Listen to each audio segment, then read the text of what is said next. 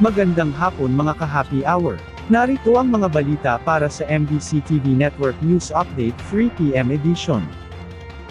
PNP hinikayat ang publiko na isumbong ang mga nagbebenta ng kanilang boto. Hinikayat ng Philippine National Police ang publiko na maging mapagmasid at agad na isumbong sa kanilang opisina ang anumang nagaganap na pagbili at pagbenta ng mga boto ngayong national at local elections. Ayon kay PNP Chief General Romel Marbil, na hindi sila magdadalawang isip na aarestuhin ang sinumang mahuling nagbebenta o bumibili ng mga boto.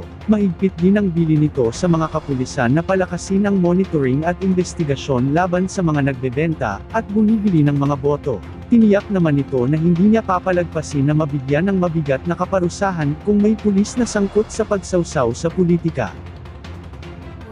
Samantala, sa Showbiz Spotted, Sam Milby, kinumpirmang hiwalay na sila ni Catriona Gray.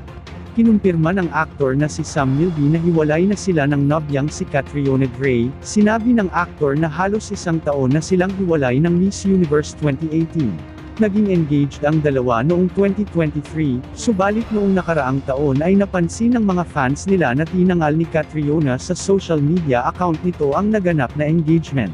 Paliwanag naman ng aktor na naging magkaibigan pa rin sila pero hindi na sila nagsasama ngayon.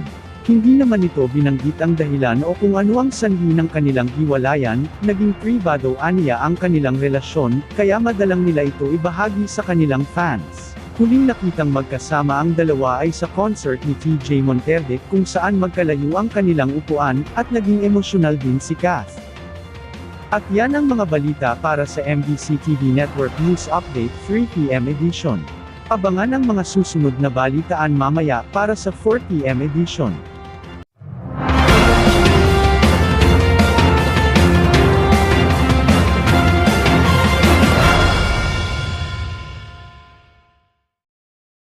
Mga ka-happy hour, kung gusto mong manood ang mga balita sa MBC TV Network News Update, mag-subscribe sa aming YouTube channel, i-like ang aming Facebook page, at i-follow sa aming TikTok account.